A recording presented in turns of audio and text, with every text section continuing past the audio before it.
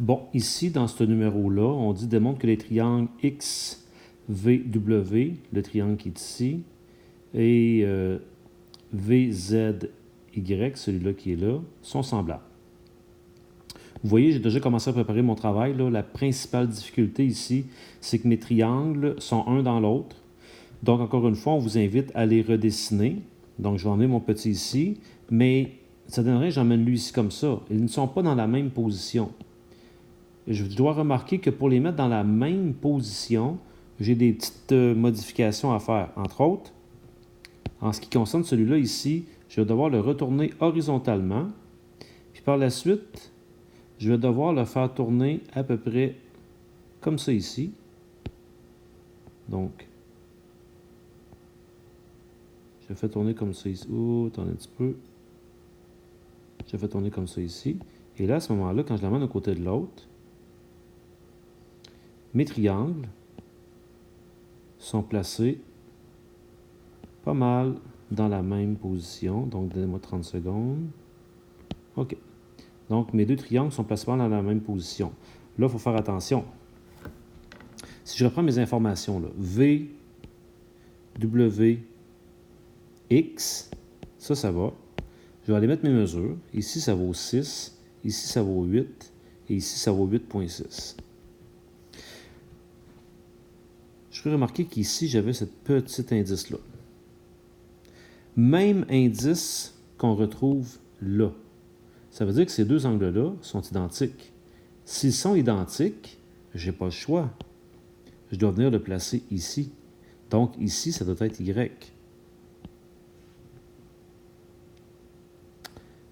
De la même manière, je vous invite à observer que l'angle qui est ici pour mon petit triangle et l'angle pour mon grand triangle, c'est un angle qui est commun. C'est le même angle pour les deux.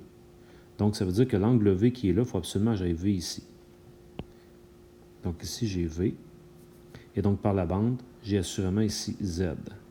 Et là, je vais aller placer mes informations. Je cherche à placer B. B est entre Z et Y. Donc, entre Z et Y, ça vaut B. Entre V et Y, ben, je me rends compte que tout ça, ça donne 17 total. Donc, je vais aller entre V et Y.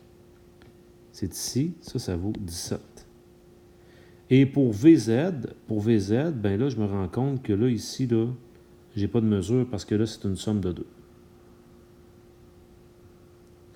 Bref, là, le gros du travail est fait parce que ce que vous auriez à faire, c'est de prouver que les deux triangles sont semblables, ce qui est quand même assez rapide, hein, parce que vous allez voir qu'on pourrait dire par hypothèse, ces deux-là, on nous le dit.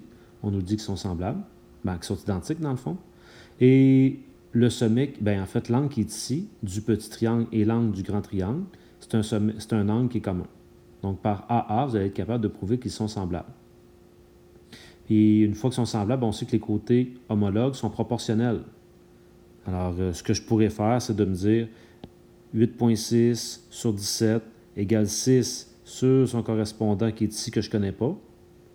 Mais ce côté-là, ici, VZ, là, correspond à être toute cette longueur-là ici.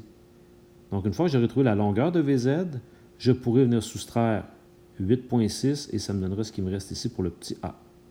Et vous pourrez recommencer en disant 8,6 sur 17 égale 8 sur B. Vous voyez, les calculs sont faciles à faire lorsque les triangles sont bien organisés. Alors, la principale difficulté, je redessine, mais je les place dans la même position. Voilà.